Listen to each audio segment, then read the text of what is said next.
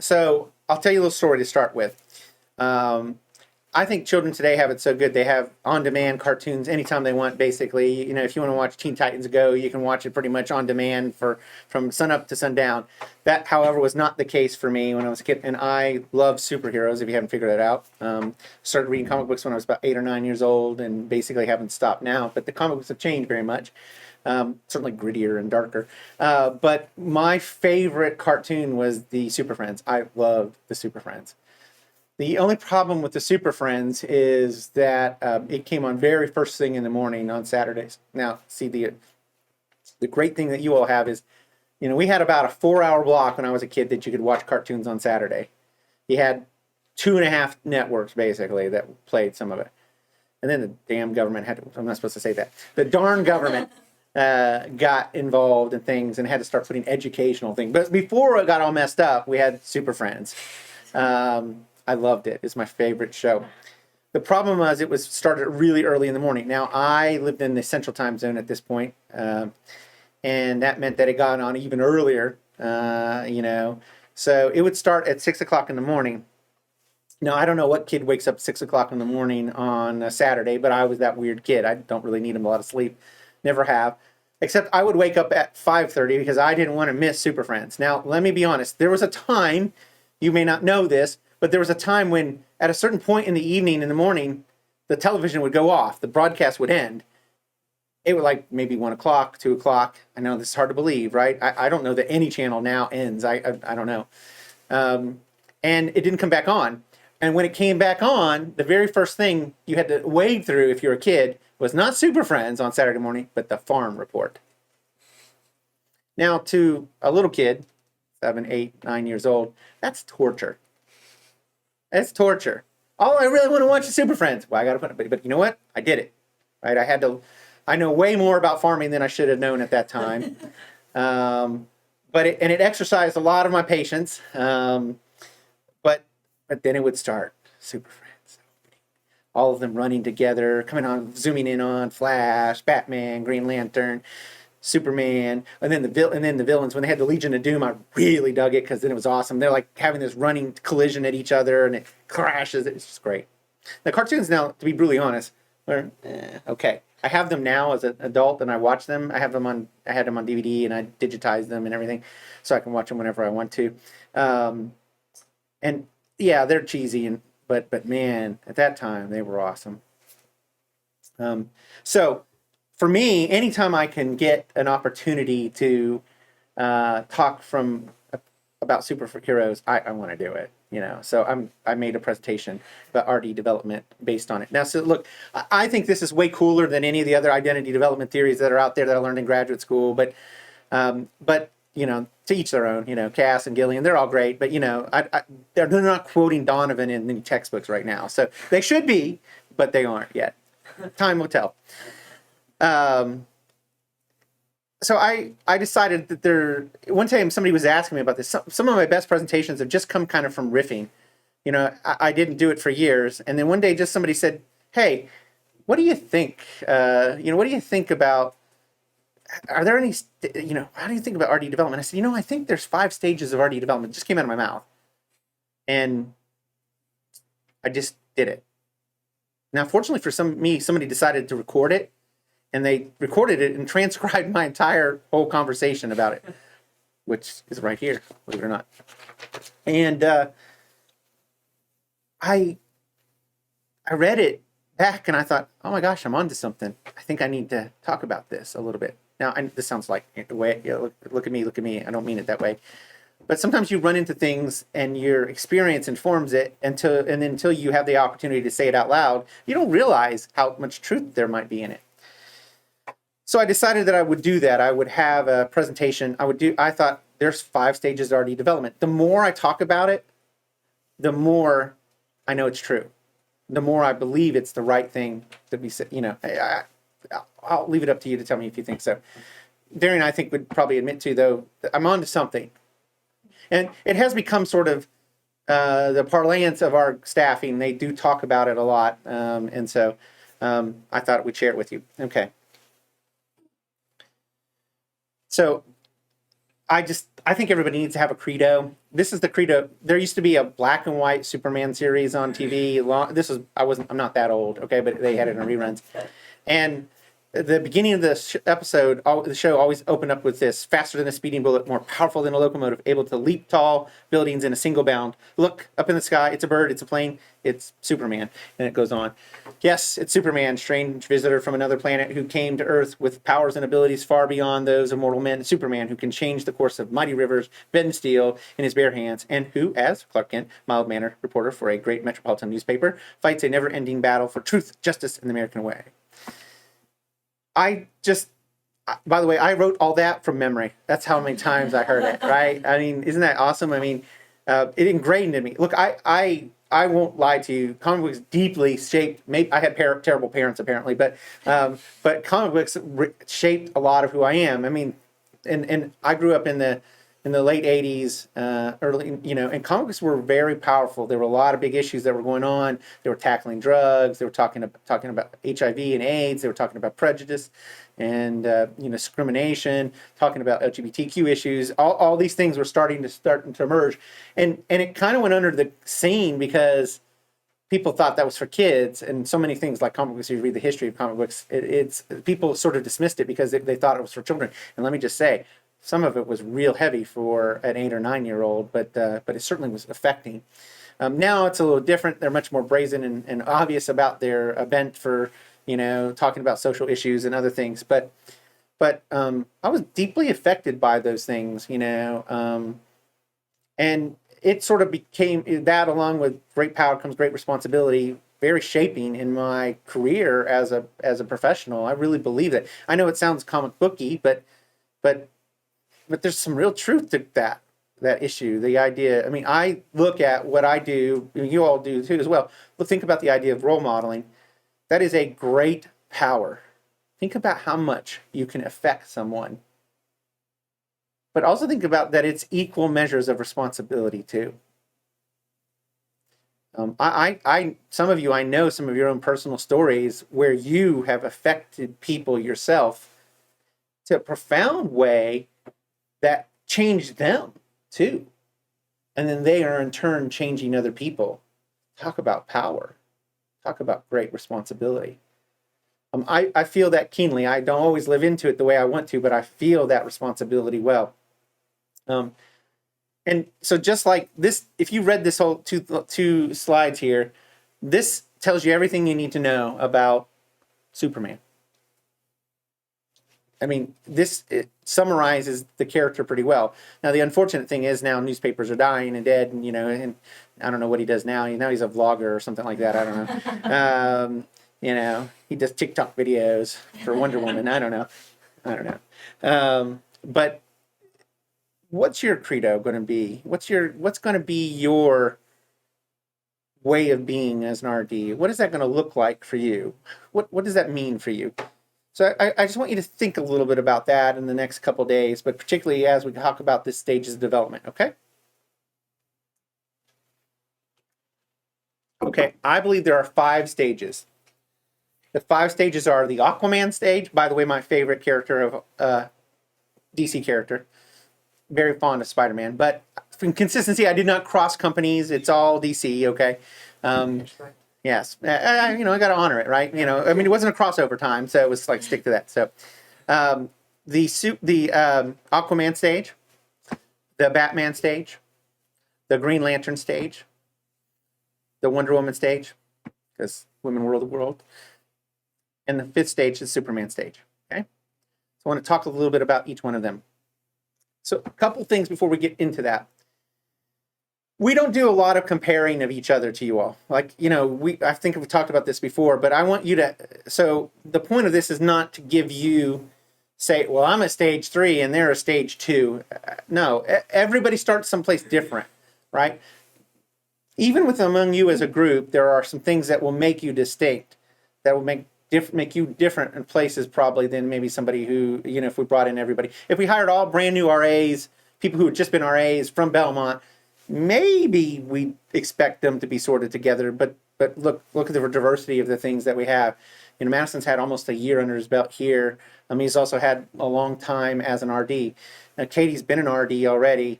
Zach has had a little test run at the thing. So we've got variety even just among that. Right? Lauren's sort of making that transition from being an RA to RD. Brent's experience is different from than your all's experiences that were here at Belmont, right? So I really want you to resist the temptation to decide that comparing each other. Inevitably, when I do this every year, somebody tells me that they've figured out where they're at. They're usually more optimistic than they really probably should be. And they're eager to jump through the stages. Let me just be honest with you. It's not important that you get through all the stages. This is just to help you figure out where you're at. It helps explain some of the things, like any good identity development theory. It's about the journey. It's not really about where you end up at. I mean, some of it is, but you all, not everybody will go through all 5 stages. Some people will start ahead already because they didn't have some of the things that were requirements for that first stage. Why to believe me? Well, I've watched literally hundreds and hundreds of RDs. And I've watched them really closely. And inevitably, they all experience some of these things. And for me, fortunately, there is a pretty decent sample size, but also period of time. In many cases, I get to watch people go from the time that they're brand new RD, former RA, all the way to one of my most senior people. And I've watched that transformation for people, and I've seen it, and it happens. I mean, really do people change. The other thing, what else do you think happens when you're from how old are you, Lauren? 20, 22. 22 to, say, 31. What else happens? A whole heck of a lot. Yeah. Right? A whole heck of a lot. You might go get additional education. Your relationships might change and deepen. Maybe you get married. Maybe you have a child. Maybe you find some changes in your career direction. Maybe you have other things. The relationship with your family changes. Maybe you're now taking care of your parent as opposed to them taking care of you. Maybe you become you want to become a pet owner. I mean, there's just so many things that happen, right? That's a pretty significant change span of time. The amount of growth that somebody goes from 22 to 31 can be really telling. So it shouldn't surprise anybody that there's a tremendous amount of growth that goes on as an RD, especially at a place where we pride ourselves on being someplace where we're pouring into people. We're pouring into you to have you grow. I was out yesterday watering my tomatoes and my plants out on my backyard, and I had a bucket. I had my watering jug up there, and it had rained so much it had filled it up. And I always love it when I can do that. And I was pouring rainwater onto them, and you could just see my tomato plants just like perk up, just because it was, I don't know, they just like it a little better than the normal water coming out of my tap, right, or out of my faucets. And they just kind of, they're like, thanks, Dad, for pouring water on us. We promise we'll give you juicy tomatoes later that taste like sunshine. Nothing better than a tomato out of your garden. It just tastes like I said, it's like how God decided to capture sunshine in a container. So we're pouring rainwater on you, hopefully, throughout your time here. We certainly are starting on that right now. We want you to grow. We're expecting that you're going to grow. So it's okay. It's okay. It's okay for you to grow. Sometimes it can take a while. Don't rush this. It's a process, right? It's a process. It takes a while sometimes, especially if you're starting, a little further back. It takes a long time sometimes from these first stages to get through there. Hopefully you'll have a long time here. What I want you to be is change from the experience of being here. I want you to not be in the same place. Even if you're only here for a year, I want to help you see some growth that happens from that. I think Callie's a great example for us that I would point out. Deering's also a really great example. I've known both of them since they were RAs, first year RAs. And to watching how much they've grown all the way through that process is tremendous. might even say to you that Darian and Callie might have even started through a pre-stage one. It might have even been that, right? It's the I don't know, the Newt stage or something, falling on the Aquaman stage maybe, or the so the Newt stage, the tadpole stage, but they've grown tremendously in the time that they've been here, and it's been such a joy to watch them grow and change. And even though they had similar start points, I don't think they're in the same place, because their life isn't carried out and followed the same way, right? And so there's some real, Callie, she's getting ready to enter some of these other things that we're talking about that kind of affect where you are, right? You're getting married, you're moving in with somebody, those things change some of the things that how you feel, and you'll see where that plays out. All right, the first stage, the Aquaman stage. I call this the fish out of the water stage, right? Why? This is partly because you're taking somebody from what they were and asking and putting them in here. The funny thing about Aquaman is Aquaman's super strong. He really is. He's almost as strong as Superman and Wonder Woman. In water, he becomes even stronger, really, to be honest. In water, he might be as strong as Wonder Woman and Superman. But outside of water, he's still pretty strong, but he's not quite as strong as he would be outside in water. And this sort of is true of an RD in this stage, too. There are some things that they're really strong at, and then there are some things when you take them out of water, their strength isn't quite as good. What can you imagine that might be? What are they good at, do you think? Go ahead. They're tremendous relational people, because why? Yeah, probably because that's what attracts them to this job. Like, sometimes people who sometimes people who want to be counselors the most are the people who are in counseling, right? Sometimes the people in this profession, a lot of people want to be this the most, are the same people who've been affected by this experience the most. So maybe you had an RD or an RA who really poured into you and transformed your life or transformed your experience while you're in college, and you want to give back to that. And so a lot of the people who are entering into stage are often making that transition from being an RA or / a student to RD. What do you think they're not very good at? Supervision. They struggle because they've been supervised, but they've been supervised enough to know that they want that. they want to have that power, right? But they're not really well versed in it. They've mostly been recipients of being supervised, and so their perspective of supervision is a little bit colored one. It's got some filters on it that I'm not sure that it's always helpful. But they've been supervised that entire time. They're not super good at figuring out boundaries. They sometimes, like, I think you'll experience this if you haven't already. There's, in your relationship with an RA, there's something that happens there, and maybe maybe one of you can talk to this, but somewhere behind, it feels like to you that they're your friend, that the RD's your friend. The truth of the matter is that when somebody's really good at it, you don't know that you're not their friend, right? When you're really good at it, they don't know. They think, hey, Shelby is my best friend, Zach says. I love Shelby. She's going to make me know his godfather, right? We're best friends. We do everything together. The truth of the matter is that Shelby is adept at having that relational, supervisional relationship that feels like that it's a developmental relationship, not a friendship, a true friendship. Now, it might feel that way to you, and to you might have really strong feelings of friendship for that person. But if they're doing it right, they still have strong feelings for you, but they're the right kinds of things. And that right here in this stage, that can be really hard to sort out, because you just don't know. You're still in that friend coma of all that love, and just, you're kind of waking out, you're coming out of it, and you're like, ooh.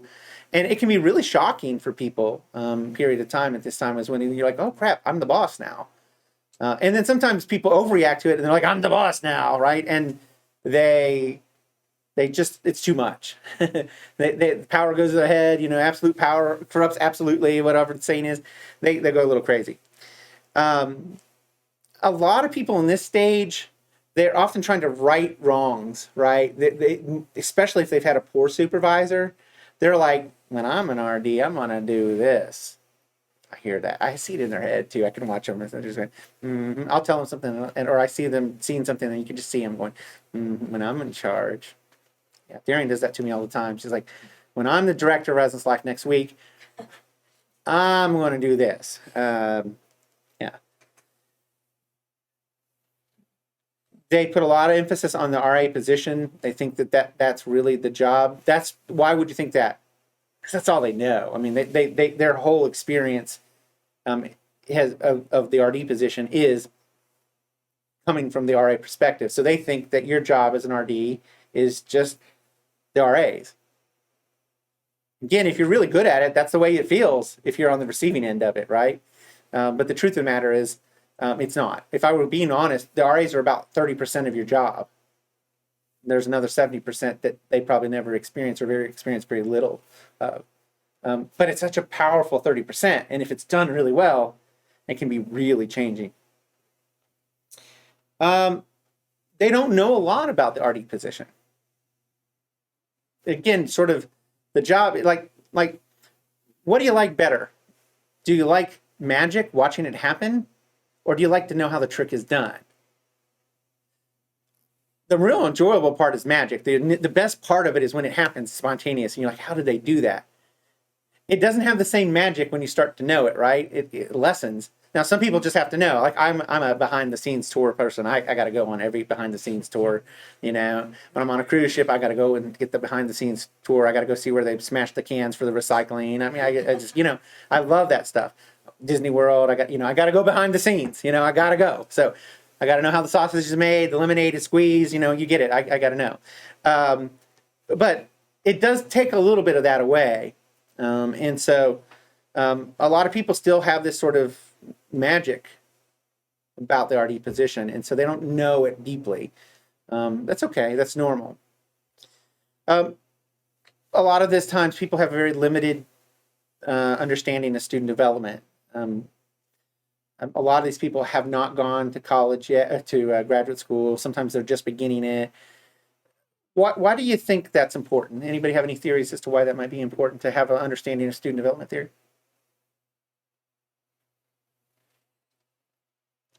Where you can kind of help them out in that, I guess, development is knowing where they are and kind of understanding, oh, they're in this part, well, they're going to be needing this to get to this next part. Absolutely. It helps you sort of know how to navigate things and help them, look, student development theory is a little bit overrated, right? In general speaking, right? We tend to use it a little too much. We tend to hide behind it a little bit sometimes. But let me be honest there. Katie's smiling. She knows that's the truth. I appreciate that. It's not bad. And I believe in it. I'm a fan of it. But I also think that we can hide behind student development theory sometimes a little too much. I tell people this. The difference between somebody who's gone to graduate school and somebody who hasn't is that they understand the why of what we do a little better. I think that's what, and so, student development theory gives you a sense of the why. One of my least favorite questions to ask anybody at an interview is, tell me about your favorite student development theory. Well, that's stupid. I mean, anybody could ask, okay, go get your textbook and go and figure it out. Go to Google student development theories. You could find Chickering and, you can find some theory, right? I mean, it's not that hard. Erickson, you can find that. If I were going to ask this question, I wouldn't ask it, because I think it's still dumb. But if I were going to ask a dumb question, the question I would ask is, hey, tell me what student development theory you feel like you saw playing in your life. What one have you identified with that makes sense to you in your life? Because what I'm really looking for in somebody is somebody who has the ability to see, if they understand development in their own life and they've seen how it's working and they understand how their development happens, I think they might be able to take that and apply that to somebody else. And people in this stage a lot of times are often missing that perspective. And I mean, it doesn't mean that they can't get it, but they don't always get that. They supervise as a friend a lot. Why? Because that's their experience, right? They feel like, Shelby supervised Zach as his friend, and Zach doesn't have a lot of friends, so he needs friends. So, no, just kidding, Zach. It sounds like, I'm saying a lot of negative things about being an RD at this stage. No, there's a lot of really good things about it too. One of them that I really like about it is they have boundless enthusiasm like you all do, right? You're excited about it. This is some of my favorite people to work with because they're happy about it. And they lack some of the cynicism that gets in some of these later stages because they don't have the baggage that they're carrying around. They haven't had all the experiences that sort of darken and dampen your enthusiasm for this.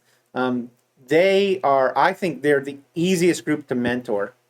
I think it gets harder as you go along, but I think you got this group of people, stage ones, are some of the best people to mentor if you're going to have somebody because they're so open to it. They're like freshmen on the first day of school. I mean, they want to meet everybody, they want to try everything, they want to belong to every club. RDs are like that too. They suck up. I mean, it's like, I've got a retainer built into my contract that says I only do training for brand new RDs. I never do any for old RDs because I just want to have that boundless energy of them and excitement for it. So now I've put the pressure on you today to give me that boundless energy and excitement. Some things to think about, and we've done some things to help address this, but when you have stage 1 RDs, you want to surround them with really good people to mentor them. You want to make sure this is such a formative sort of experience. It's like, think about it this way, leaving your kid with a babysitter who swears. If you know what you're going to get when you get home? A kid that swears, right? So you want to make sure that you're surrounding your stage 1 RDs with people who are good mentors. They're people who are good people to sort of help you sort of grow the right things in them. Like I said, lots of energy. They're open to mentoring. They're very moldable, so you want to surround them with good role models. Anything else that you could think would be great about these kinds of stage RDs?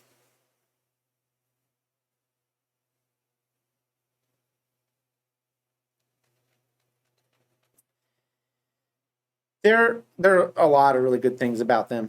One of them I would say to you is they're very relatable to students, right? Most of our coolness comes from the number of stage 1 RDs that we have, and me. So, and so you want people who are cool to talk with them, to be around them. So, and it helps there. It's good to be hip with the lingo, know what lit is and all that. No, that's not as cool anymore, I think. So you want stage 1 RDs? Can I add something about stage? Yeah, please. I would just say I think like from my own experience when I was in that place is like I think you're very able to empathize with your RAs and your students because you're so close to their experience. But I think that's probably like two-sided of that's an advantage, and they can put a lot of stress on you because you are so like empathetic to their experience. So I think that is just something to keep in mind. So the next stage is the Batman stage. And if you're being honest about it, there's this great line in the Justice League movie where Flash asks him what his superpowers are. And Batman says, well, I'm rich, billionaire, philanthropist. Yeah. All those are real good superpowers. I'd sign up for them tomorrow. He also left that he's like, an Olympic level athlete, and he's probably got a genius level IQ and probably a world class education too. So, Batman is probably about as perfect of a human being as you can get, probably, and still be a human being, right? Even if we're going to cross over here, Captain America is actually a bit beyond what the ability of human beings are. There's nothing about Batman that's not real, right? I mean, he's more, he's a billionaire, so he can make all those wonderful gadgets, right? He can have his utility belt, he can have the cool ass cars, he can have, the giant, Batwing, and, and the cool cave and the butler. I mean, I just settled for the butler, to be really honest. Because the butler, he saves his butt all the time. Alfred is awesome. But his real powers they're not like the same as Superman and Wonder Woman. I mean, he's, a man among gods, right? Literally. RDs in this stage are somewhat the same way. They're smart, they're resourceful. They haven't really quite developed their superpowers yet. They're things that they're good at, but they haven't quite gotten a handle on. So they're nearing about as good as you can be without really developing some extraordinary extra abilities. One of the things that helps you with this is they start to realize what they don't know. That's really important. How are you going to learn learn what you need to know if you don't know what you don't know? That's a lot of words there. I think it came out of my mouth right.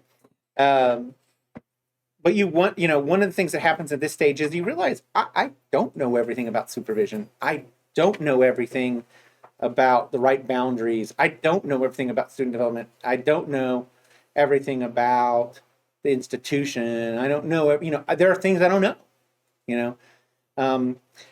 it can be a really difficult stage. It can be a very vulnerable stage for me as somebody who's growing them, because they're exposed, right? When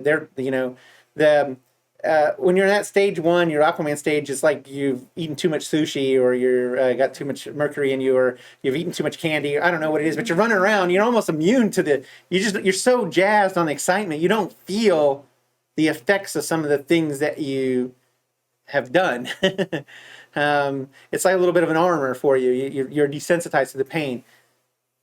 Look, make no mistake about it. Batman, for all his wonderful things, when you hit him, he feels it. When you stab a knife into him, he feels it, unless he's wearing body armor at the time, which, I would strongly advise. They don't make RD body armor, so it's unfortunate. This can be a period of great turmoil and a sense of isolation. Why do you think that might be? Any guesses as to why that might be? Why would you might feel isolated in this situation? Especially if you're at the institution that you came from, you are like starting to separate from, these are no longer my friends as students, and now I'm in a different place than they are, and that was a real struggle for me when I was RD at the university I graduated from. Absolutely, and it could be true even if you're coming from some place that's not this place, but you realize you're not a student anymore. You're also not these people that you're Batman and they're Superman and Green Lantern and Wonder Woman, right? I mean, you realize that you're not them yet. Now, here's the thing. Nobody would tell Batman he's not awesome and he's part of the Justice League, right? I mean, let's be honest, right? Places need Batman stage RDs. It's super critical for us to be able to do that. You'll see there's some drawbacks to people in the later stages that just you've got to have people at this stage. If you're going to continue to thrive, you've got to continue to replenish with people. I mean, look, my preference is to hire people at this stage, really, to be honest, because our system is built for people in these stages, right? It's meant to give that to them. And so I really think that they're critical to this. They can be burned. They've been burned by their friend's supervision style, right? You've done this for a little while, maybe 6 months. You realize really quickly that, I can't supervise as a friend anymore, right? It just doesn't work. And that can be one of the hardest things to learn early on in your time as an RD, whether it's in the stage or the other first stage, is that awareness that people, you're like, oh crap, being a friend as a supervisor doesn't work. Sometimes I tell people the best style for being an RD is to be a benevolent dictator. Benevolent dictator. A lot of people, they want to be a RD with a small d Democrat, right? This is not a democracy, friends. If you want to be successful, adopt a benevolent dictatorship. A benevolent dictator cares about his people or her people. He might even hold elections for prime minister. But at the end of the day, they're the final vote. You only have to be burned a few times to realize that style works a lot better than trying to be a Democrat, small d Democrat. That you can't supervise like friend anymore. So you put everything to a vote, and your people vote on something that you're not allowed to do. And yet you let them do it. Who are you going to run into? Me, Shelby, Katie. We're going to have problems. You just see the limitations to that style, that supervision by friends. It happens really quickly. A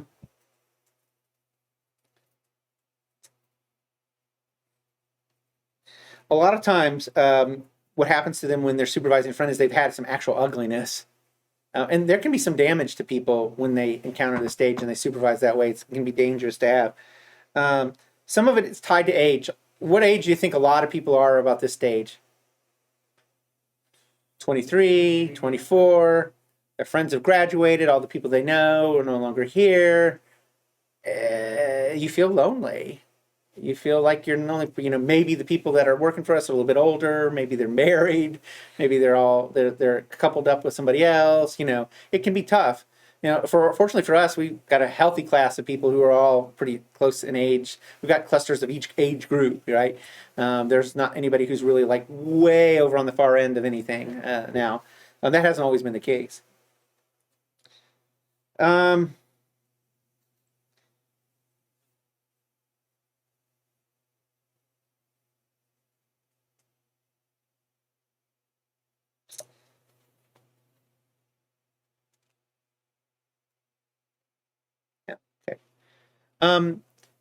They want to be viewed as capable, but they have an incomplete skill set. It's really important to people on this stage that they be viewed as capable. Why? They desperately want to be these other RDs. They want to connect to them. They know that there's no going back. You can't go back, right? You're already past that space where I'm friends. You already learned that. You've been burned by that. And so you naturally turn your attention to wanting to be in the next thing. And you can't do it. You just have to, so you're trying to progress forward and you're trying to move to the next stage. And so you want to be seen as capable because you want these people to be your friends now, right? These people you work with. They're sometimes resistant to mentoring and it can be really tough. And it's mostly because they think that they should be mentoring RAs. They're so eager. Now, I'm not an RA anymore. I am an RD. So thus, I should be mentoring people. Thank you. Little drama for today. I did summer stock. No. It was great. Thank you. But this can be a real challenge for people at this stage sometimes, is to be there. The funny thing is if you can understand this about yourself and you can make yourself be open to mentoring, the quickest way to getting that skill set complete is to be open to the idea of somebody mentoring you. But it's the one thing you don't want to do. I can tell you, this happens, I would say 99% of the RDs that go through this stage, I run into somebody who just decides, Anthony, in your 26 years of experience of doing this, you are stupider than a block. And I don't want to learn from you. I don't want to be mentored by you. It usually happens sometime in July for most of you here. So, but it can make it really hard to teach people because they're so eager. It doesn't come from a bad place. They want to prove their worth. They want to prove that they can do this. The thing that you just want them to remember is that if I can still help myself be open to mentoring, I can be a better mentor to someone else.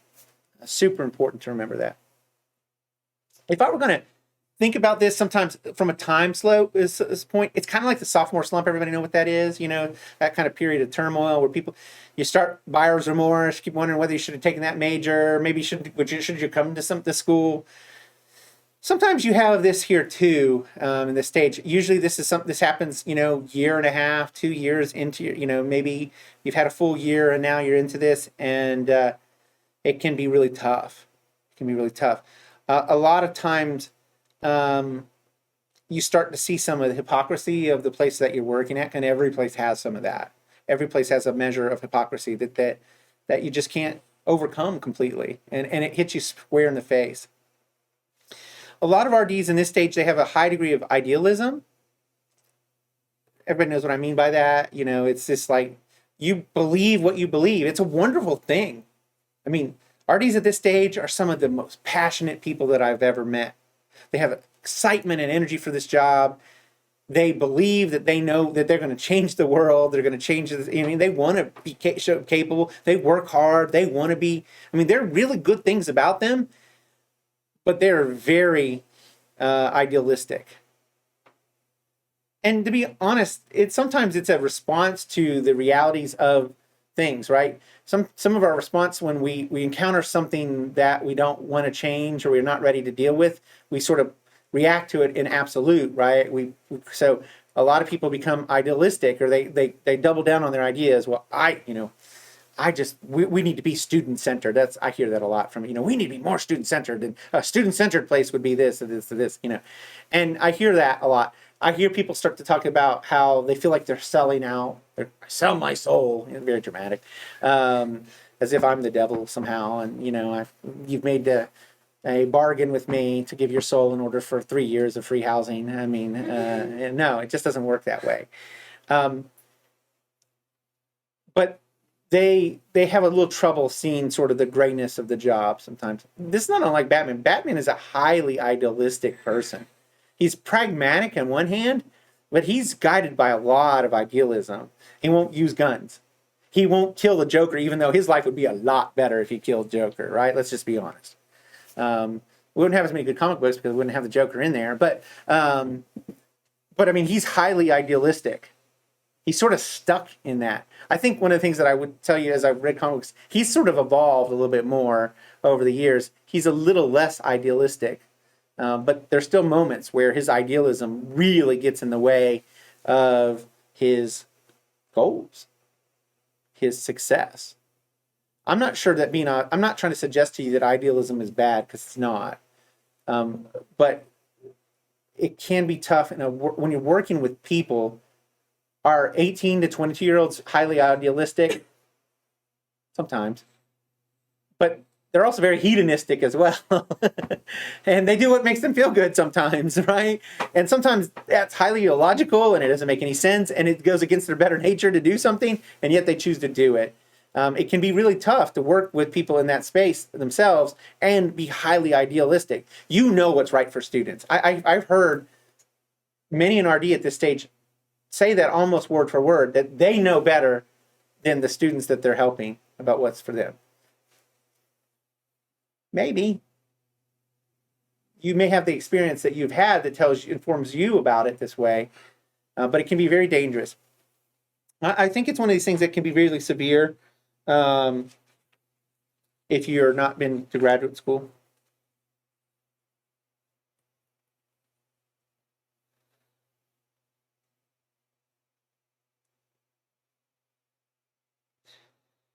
Sometimes you'll see people at this second stage late in their time here where they start to really reckon with some of that hypocrisy of an institution. I've found that people here at Belmont, especially if they went to school here, after about 1.5 to 2 years, it really hits them. And everything you knew as a student and some of the things you didn't know have now all sort of merged together in this meatloaf of your life and experience, right? And it still tastes pretty good, but you know how it was made and what was put into there. And it can be really hard. It can be really hard for people. It can be a tough space. Any questions about anything so far?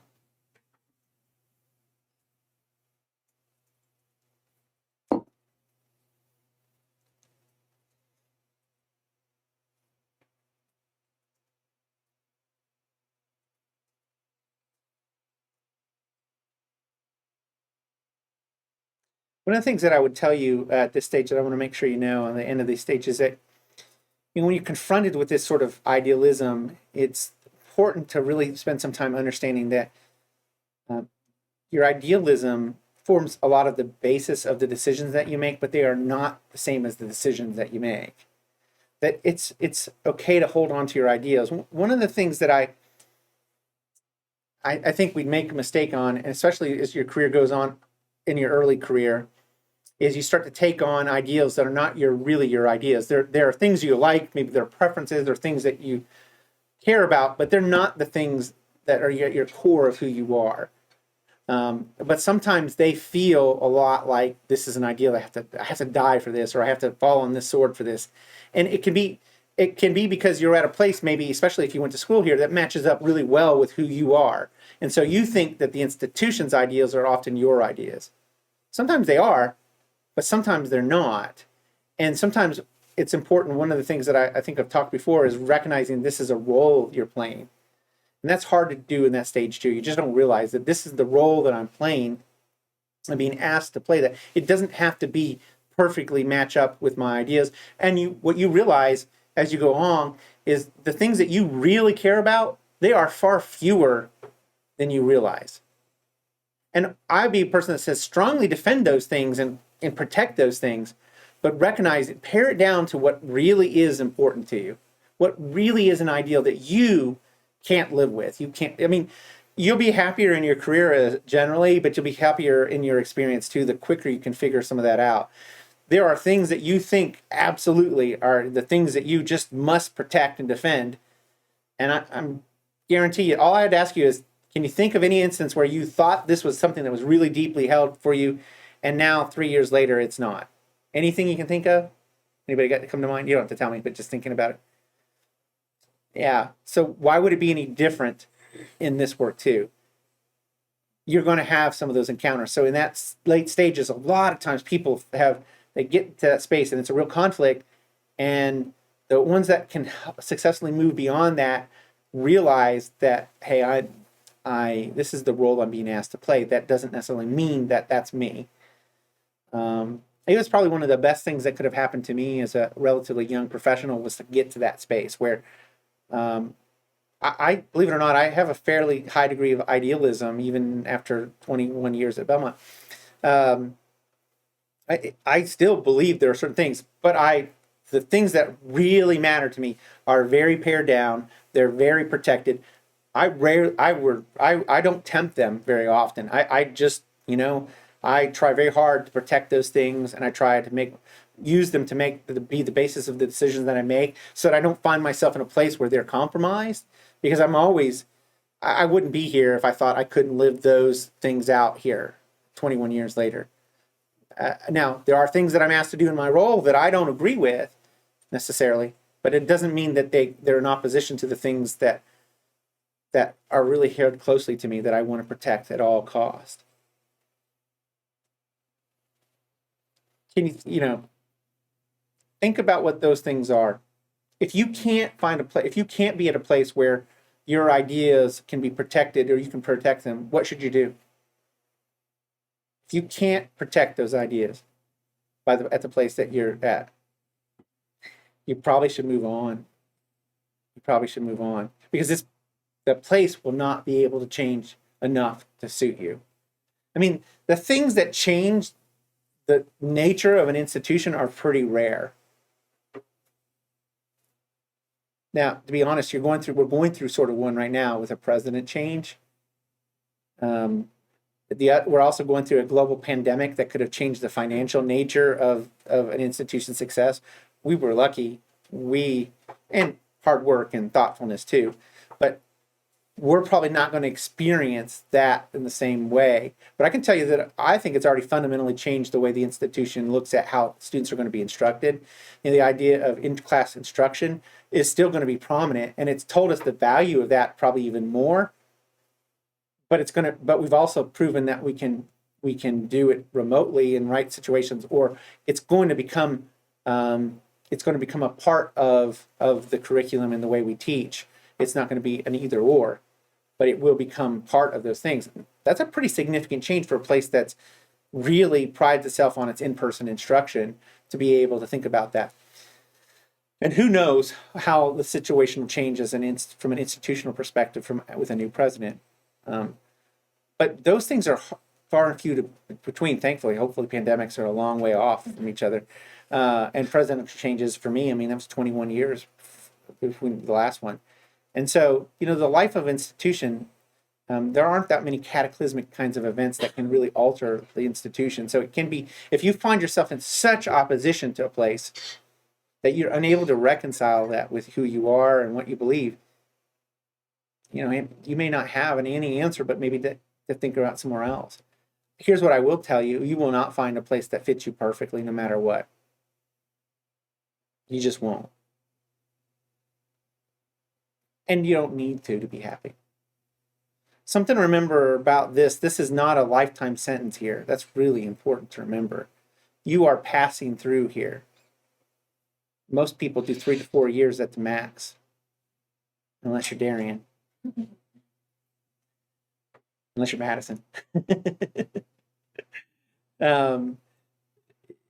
you're not meant to be here forever. And you know, you don't have to be. You don't have to be. And this doesn't have to be the job for you. It's probably a job. And that's okay. And you know, you don't have to fit perfectly with everything. There are a lot of things about Belmont that might not fit you, that you may never encounter in your entire time here. You know what I mean? And that's okay. You just got to remember that. I think people who get to that space and find some life and some happiness with that do a lot better. All right, let's go to stage 3. This is the Green Lantern stage. This is so anybody Green Lantern is pretty cool. Green Lantern, actually, his ring, some people call it the most powerful weapon in the galaxy, the Green Lantern ring, because basically a Green Lantern ring is powered by his will and anything in his imagination. So if you ever watched Green Lantern, you read the comic books or whatever, he like imagines giant planes or machine guns or machines. He just he's it's his imagination. Sometimes the giant boxing gloves, but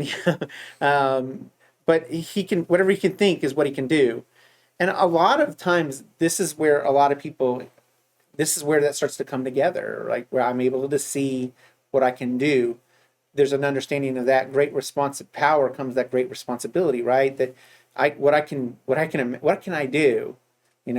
I see this student. I can be potent in this person's life. I can help be transformational for them. I think a lot of people who come out of graduate school, this is where they start at. Why? Probably because they've had enough dabblings. Most graduate programs, they give you preparation. They let you be sort of RD light. You get to have some of the experiences, but maybe not all of that as a full-time. We're a little bit unusual in that we hire full-time people just out of just before without graduate school. This is a great place where things start to come together. If the stage 2 is that you start to figure out what you don't know, stage 3 is you start to realize what you do know. And it helps things start to form. This could be, you could have been doing this for a little while. If graduate education takes you on average 2 years, you might have been an RD for 2 years. You might now be not 22, but 24 or 25. What might be happening in a life like that when you're 22, 23, 24, now all of a sudden 25? What's different in most people's lives? Sometimes they're in relationships. Sometimes they're looking forward. They have a future plan for what they want out of their life that's different than maybe that. They start paying college loans back and they realize they got 9, 10, 20 more years of this.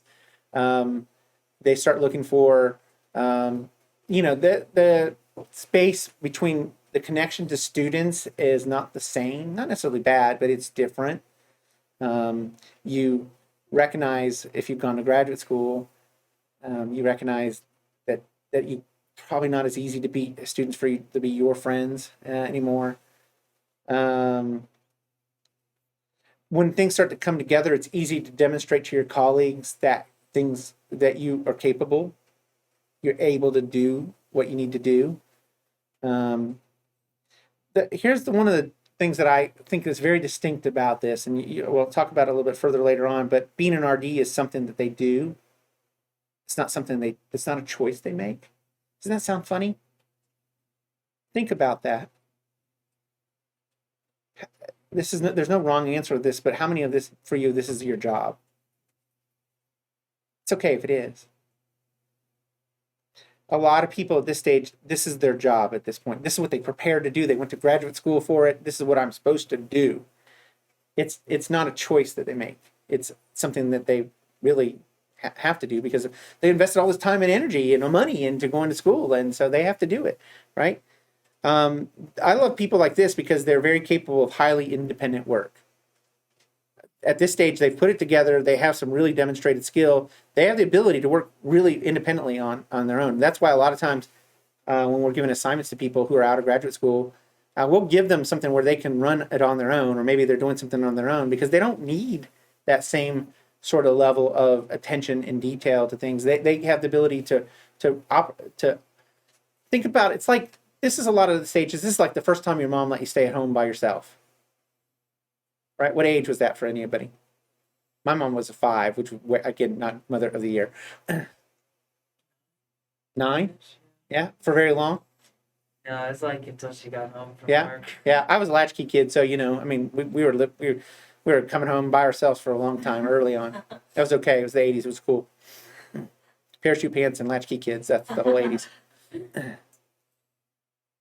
Madison, when did your mom let you stay by yourself? Probably like 7 or 8. Yeah. We lived close by Okay. my elementary school at the time, and so I just walked home. But I should also clarify, we lived across the street from my grandparents. So you weren't really alone, but you so were. I was in the house Yeah. alone, but if I needed anybody, Yeah, it was yeah, right yeah, away, yeah. so. Katie, what about you? Not till I was like 11 or 12. Yeah, you probably didn't have some of the features that Madison had, right? No. And I was the oldest, so then my Yeah. younger siblings got to stay home early. Early because of you. I was there. Yeah. Me too. I'm the oldest of 7, so yes, when I was 5, not too long after that, I was watching my brothers, and I have not stopped doing that, basically. So this job is just an outgrowth of that. I'm watching people's kids all the time.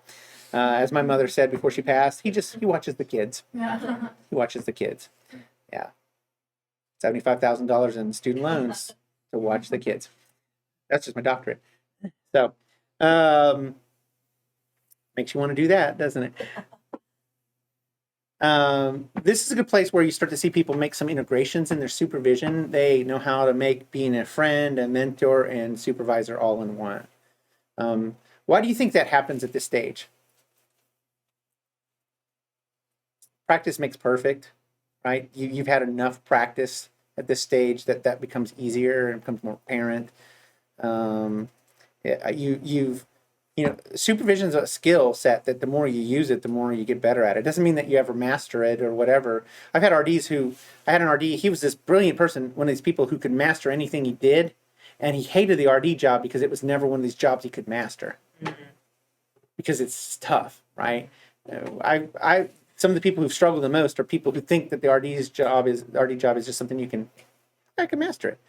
Well, the fun thing about humans is the minute you think you've got it figured out, somebody comes along and messes it up and all the things that you know. I included, just for your benefit, the oath for Green Lantern. This is what he had to say whenever he charged he had a lantern battery, right, that was connected to the big battery in Oa. Sounds like a island in Hawaii. But he had his ring and he charged his battery. He had to charge it up every so often, which is sort of funny because it was really his will that was powering it. But and he'd have to go and charge it. Maybe his will needed to be recharged. I think that's probably something for us to think about as RDs, is that we have to recharge ourselves. Yeah. We have to continue to have the will to want to do this. I think it's funny if you just think about it. I told you this is something they do, not something they choose. Imagine how that feels differently when you realize that this is something you choose. But anyhow, I always like that. I think we all have to have like a pledge or an oath that we need to say. I'm working on one for Resin's Life that we have to have, so we can power up our power ring every day.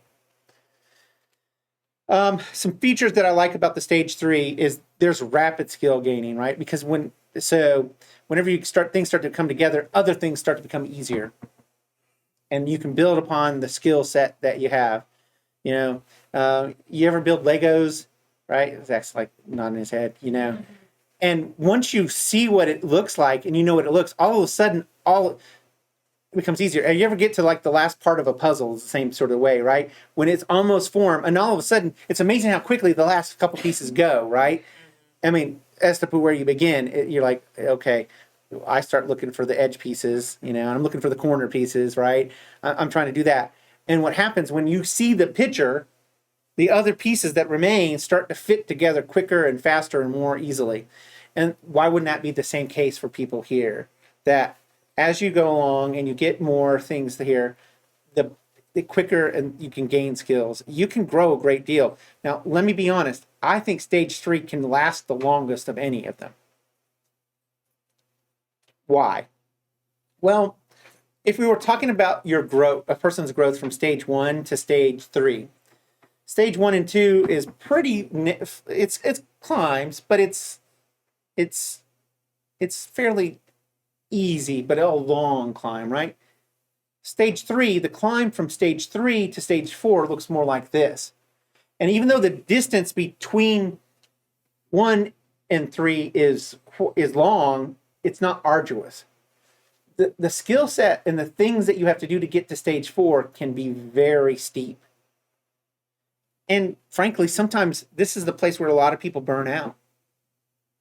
They don't want to commit to that. It can last a long time. It's a make or break time in the profession. Why do you think it's such a make or break time for the profession? Especially later stage 3. What are you? That's the point.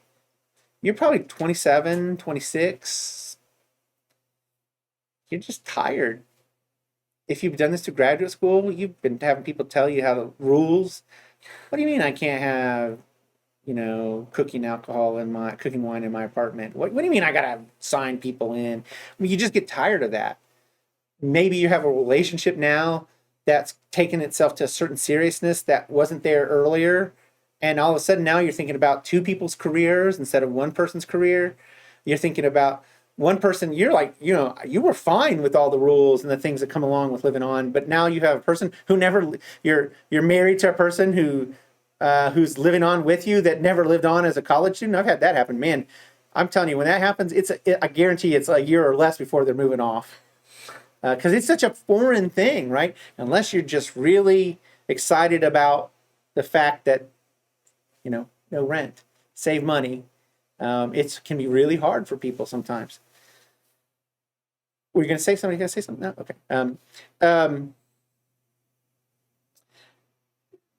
This is the place where that individual versus the institution happens, right? Where the hypocrisy, it is very clear. You can't give up your ideas enough to match up to the place, the institution. And so a lot of people leave the profession here because they think that they can't find that anywhere else. And they can't find the place that it fits, or that all the places are the same. And to be honest, there is some truth to that, because yes, all places do have some similarities to themselves. They are somewhat the same. The features that you find in one place are not that different than what you find somewhere else. Yeah, there's some details and some things like that, but higher education is higher education in most places. It looks similar to most places. I love this place because this is where you start to know how to take student development theory and really apply it to the work that you have going on. And it doesn't mean that you're like student development theory junkie, but you know how to use it. It means something to you. You know what Maslow means. You know what Erickson means. You know how to use those kinds of theories, those developmental issues, and apply that to the people. It can be hard for people to see what they need to grow in at this stage. Why do you think that might be? Had some time under their belt. They've kind of seen maybe what works for them in the past, but can sometimes be unwilling to change. Yeah, think about it too. They're really outwardly focused here in this stage, and so it's hard that when you're always focused on someone else, other people, it's sometimes hard to turn that back on you and see what you might need to grow in. These are. I've had some of my most interesting conversations developmentally with people at this stage because they just don't see what they need to know or what they're not good at. And that's part of the reason it can be so hard, is because you can't see what you need to grow in, and so it takes a while. It takes pounding on you a little bit to get you to see it, or it takes some failure in some cases too. Again, the climb from 3rd stage to 4th stage is pretty steep. It's pretty steep.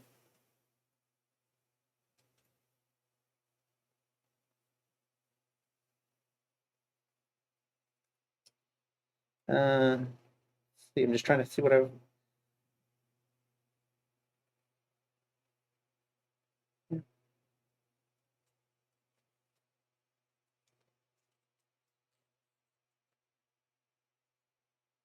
Oh, yeah.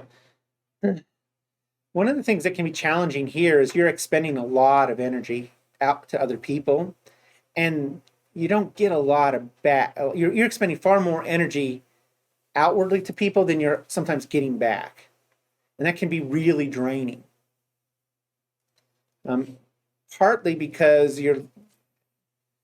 there's a dirty secret about the profession, which is that a lot of us are addicts. I'm not talking about addicts in a house, but addicts like drug addicts. We're not drug addicts necessarily, but we're addicted to this idea of mattering to people. This is where this is really dangerous in this profession, and this stage is a very vulnerable place where a lot of us, as I told you, people become counselors because they were in counseling sometimes, right? A lot of us have been in this profession because we want to help people because we've been helped, right?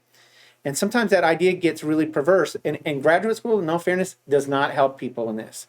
I'm really hard on graduate school. I like to make the Donovan School of Student Development the profession. I think maybe when I get a lot of money, maybe that's what I'll get donated to. But we're in this dangerous place that we think that in order for we get to this place that we want to matter to people, that's the measure of what we do, that it matters that I matter to you. And this is funny because what happens is, and you tell me if this is not true, people who you pour into, they start telling you how great you are. They start telling you how much you mean to them. They start telling you all the things that you put into them, and you get excited about that, and you get a little high from that, and you get a little hit off of that, and it just makes you want to do it more, and you get it more and more and more and more. And before you know it, you're deeply addicted to this idea of mattering. I've seen people's careers derailed by this dramatically. It doesn't mean that they're bad, but they're addicted to the idea of mattering. Why is that such a terrible thing? It's such a good thing, right? I'm mattering. Well, first of all, it's not healthy for you. There's not an infinite supply of people pouring back into you, but what comes to it is you start expecting that in return for people being involved in you being involved in their lives. And you start expecting them to pay it back to you. And when they're paying it back to you, what are they not doing? They're not spending that energy on themselves to grow and taking the things that matter, that help them be better. I tell people all the time, do you want to matter more? You want to matter more? Stop worrying about mattering. You will become way more powerful. Now I'm going to appeal to the inner nerd in you. Star Wars. Ben Kenobi, Obi-Wan, is fighting Darth Vader. Now he's old, right? He's old. Darth Vader's at his prime. He's Darth Vader, right? He's really kicking Ben Kenobi's butt. But there's a really critical line, and I'll sort of paraphrase it. He goes to Darth Vader. He said, "You can strike me down, but I'll become far more powerful than you know." And when he strikes him down, he doesn't slice him in half like Darth Maul. You notice that he just sort of disappears. He becomes a Force ghost. Everybody know later, And my gosh, is he not powerful as a Force ghost, right? I think this is such a powerful image, He basically lowers his lightsaber and he lets Darth Vader slice him, basically chopping into two. He doesn't. He just disintegrates into nothing but his cloak, basically. And Darth Vader, I always thought it was funny, kind of like stomps on it in a little bit, He's like, what? Okay. But he becomes far more powerful because his death sets off the things in motion that basically leads to Darth Vader's end, if you think about it. His death is the thing that basically pushes Luke into becoming Luke Skywalker, Jedi, the last Jedi, the one who brings balance to the Force, right? Some could argue whether Rey is that person or not, I don't know, but that's revisionist history, basically. I'm old school here, okay? Old school. But think about that. When you stop worrying about whether you matter, how much more powerful can you become? How much more potent can you be in people's lives? Look, I'm not going to tell you that it's an easy addiction to get rid of. It's hard. There's something exciting about people acknowledging your impact in their lives. But look, I want you to think about it this way. Think of yourself as always as a recovering addict. Okay? You're not a horrible person if you fall off the wagon and you give into a little bit of that and you get excited by somebody giving you a little bit of feedback or a little praise back and pouring back into you. Just turn in your 30-day chip and go get a new one. Start again. I know a lot about addiction, not personally, but it's personal, but from family and other things. It's a powerful thing. It's a hard thing to overcome.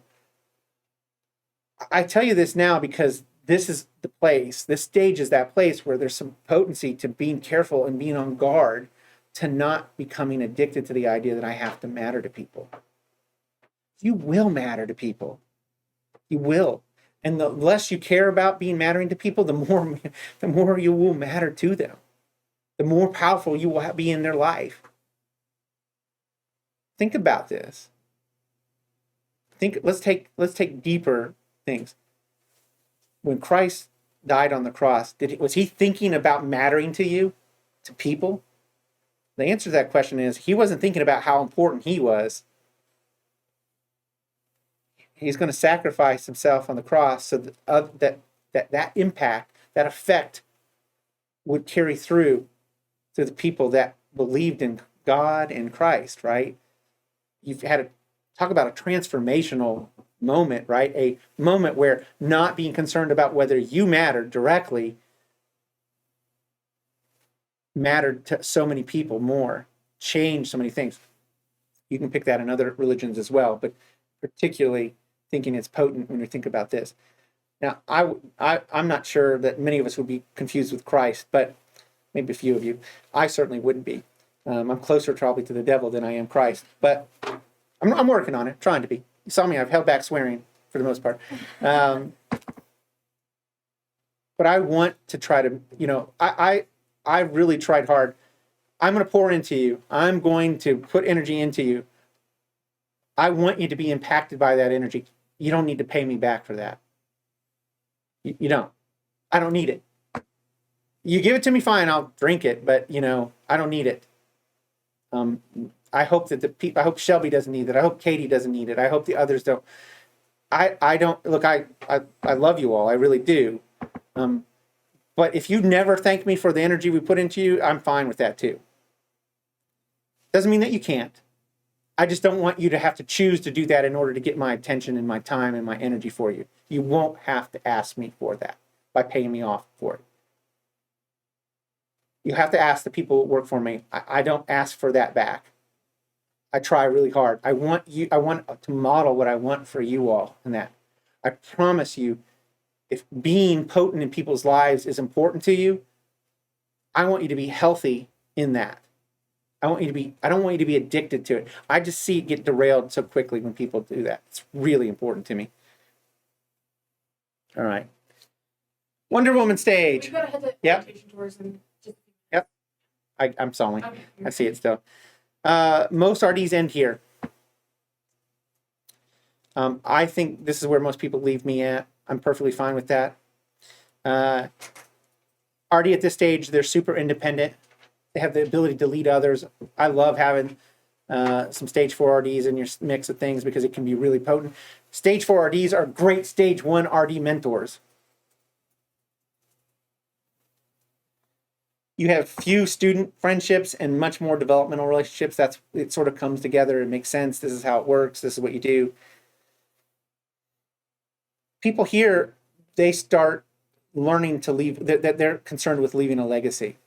That's really important to them. If you're supervising people who are stage 4 RDs, you want to feed into that need to leave a legacy. What might that legacy be? It can be the impact on other people. It can be the building itself. It could be So whenever I get a stage 4 RD, I like to give them I often give things that I want to develop brand new to stage 4 RDs. Why? Because they're going to work really hard to make it be something that's memorable. They feel that need to sort of produce something that is left behind.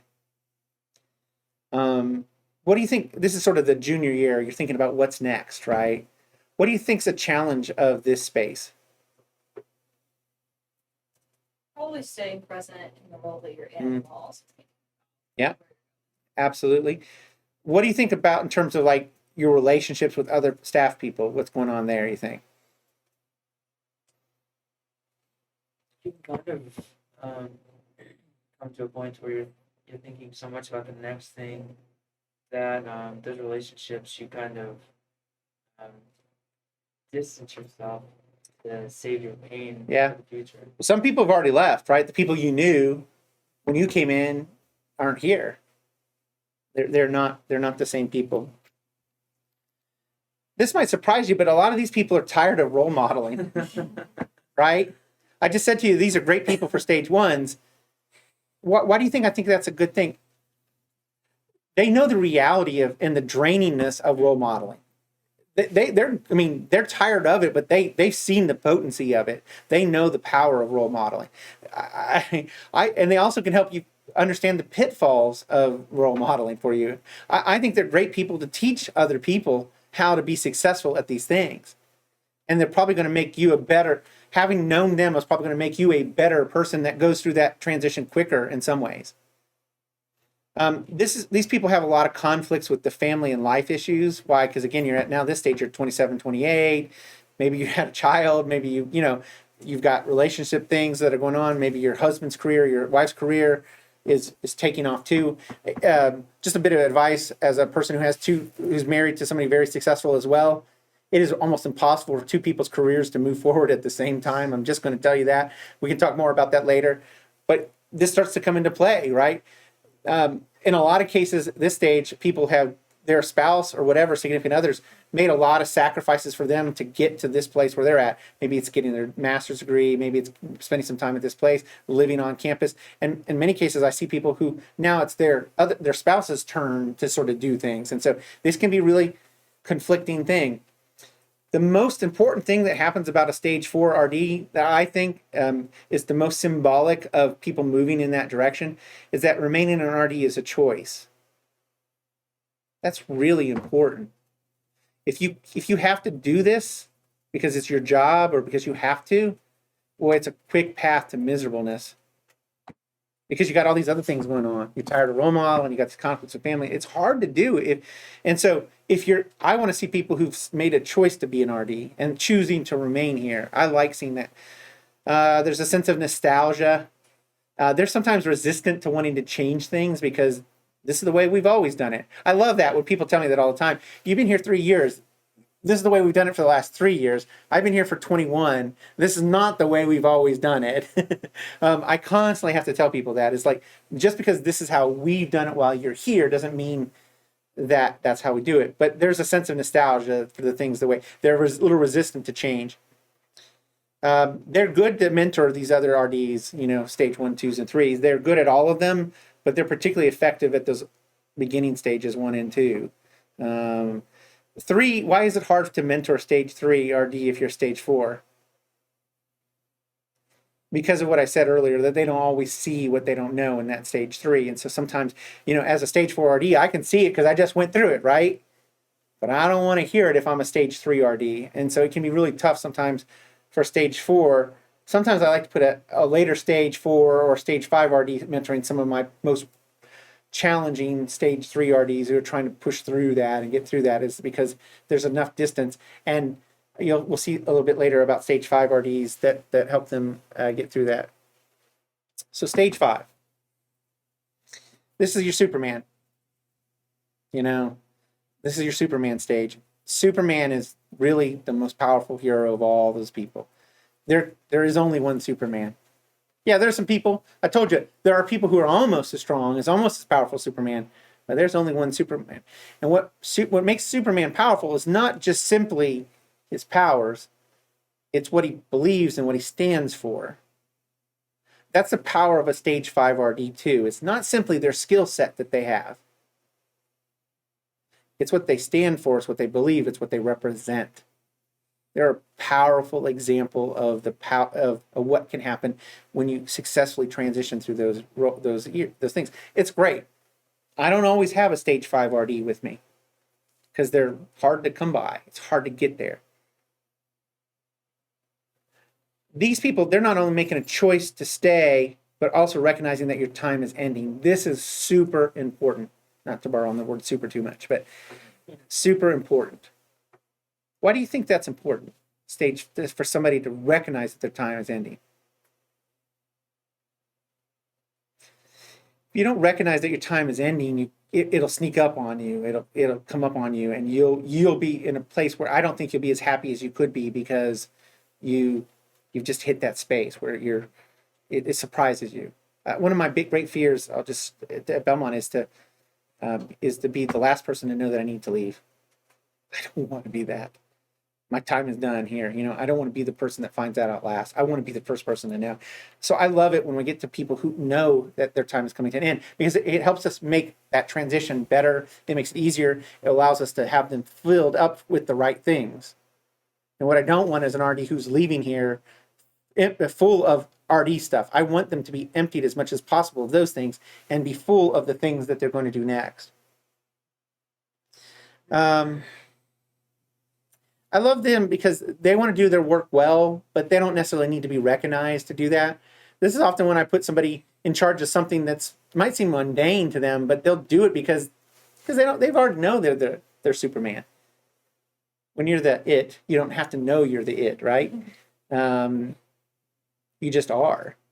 And so when people are at that space, it's easy to be happy in the work you do.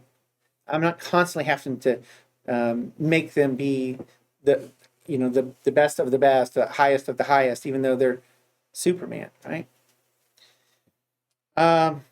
Work requires more effort to produce the same effect. Darren and I were talking about this the other day.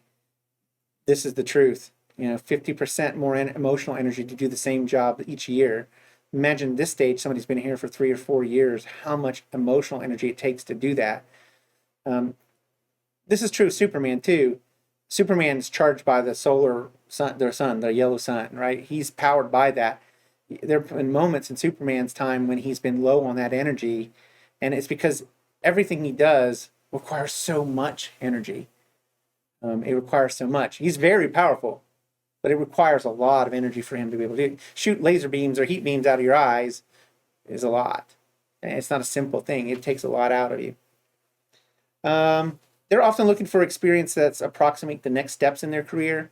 They're not necessarily looking to do the same things they've done for the last 3 or 4 years. They're looking for things that let them do differently. So one of the reasons that we created like a position called Super Leads is to help give them some of that proximity. I'm constantly I've been very convicted by this the last few years, and I've been doing a lot to try. That's why we created my pack for me, so that I could supervise it, so that I could give more direct of those opportunities. That's why I have them sit in on some of our meetings, some of the decision making that we do, to give them some of those experiences. That's why I have them on call as a senior on call.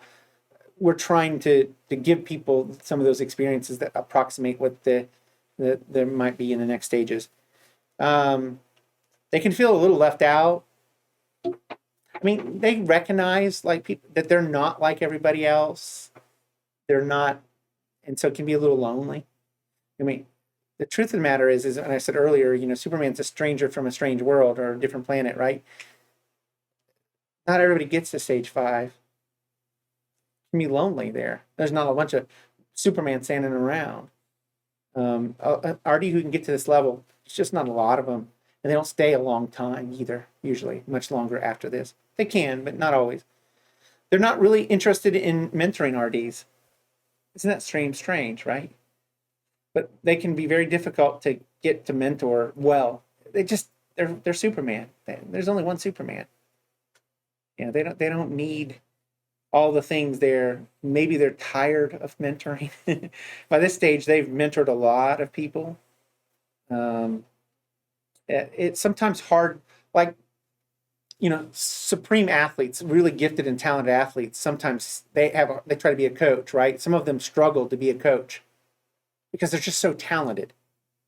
They don't know how to convey that talent to other lesser talented people. Sometimes I'm like the Kurt Rambis of Res Life people. Anybody who knows Kurt Rambis was on the 80s Showtime Lakers, and he wore these big goggles, and he was kind of goofy looking and kind of long and lanky, but he'd get in and he'd do the hard work. He was never going to be a superstar, but he turned out to be a decent coach. Magic Johnson, his teammate, was one of the greatest players ever. Struggled to be a good coach because everything was easy for Magic Johnson.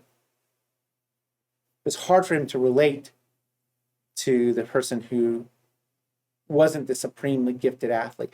The same thing happens with RDs at this stage. They're just so gifted. It's hard for them to always translate that into other people when they helping. I mean, it seems you're like, You stupid stage 2 RD. It's just that simple, right? It seems so matter of fact, right? After you've gone through some of that, right? It doesn't. You're just like, can't you just see it? And that's sort of the attitude that sometimes people they adopt from that. That's the last of my slides. So those are the 5 stages: Aquaman stage, Batman stage, Green Lantern stage, Wonder Woman stage, and Superman stage. It doesn't matter that everybody complete that cycle. Can you imagine if I had 5 Superman stage RDs? It would be horrible. If I had 5 RDs who are Superman stages, guess what? What's the principle of 5 say? One of them's going to underperform. Yeah, you better believe it. It'd probably be 4 of them that underperform. You know, the other thing is that you don't want everybody at that place. I mean, there's some benefits to having people along the way. I mean, if you're leading an organization, you don't want to. You could go from superhero to 0 really quickly if you had too many. What you want is have a nice steady progression that allows you. Did you like how I did that? Or super 0 to 0? Yeah, thank you. You want to have a progression of people that you're feeding up there that are growing there. 5 is a good number. Those of you here, we're growing you. In a couple of years, I'll have a nice crop of 3s and 4s that are ready, maybe even a 5, right? To help bring in the next group of people. If you only had 5 RDs, I'd want 1 or 2, 3 or 4 or 5s, and not 3. I just really believe that. I think it's easier too. I mean, look, when Superman talks, people listen, even when they don't agree. That's the challenge of a stage 5 RD, is when they talk, people listen. So you want to make sure they're saying the right thing too. And so you don't want somebody who's all burnt out and kryptonite up because they're ready to leave, just hanging on, right? You want to make sure that person is powerful and is able to be potent in what they're doing. But also I love that I have people who model what I want at that stage 5. I want people to see how you transition out, how you move forward, whether it's 4 or 5. I want people to be able to see that. It's harder when you don't. So if you're sitting here in stage 2 right now, and you get to see the benefit of a Darian or Taylor, who have gone through several stages and are in late stages at 4s and 5, early stages 5, and seeing them make those transitions and dealing with those things, that gives you a way to do those things. The last thing I would leave you with is just remembering it's not important to compare yourself to each other. Run your race. I was reading a story about Forrest Gump the other day, and with that whole I was thinking about the scene where he just keeps running, and he runs across the country back and forth, and then he just stops because he had run enough. I want you to be that. I want you to run your race. I want you to run until your time is not to run anymore, when you've had enough. And the guy hands you a yellow T-shirt and put your face on it and smiling. I want that to be you, okay?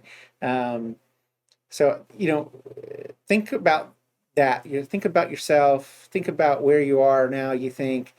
Try to use this as a benefit to sort of avoid stepping in some of the things that you might be. Recognize too also that some of the things that you might experience or going through is going to be real normal. To have some of those things happen for you here, it's not the end of the world. It doesn't make you're not alone. I can assure you that it's a relatively normal thing, as the dad from American Pie would say. It's a perfectly normal thing, Jim.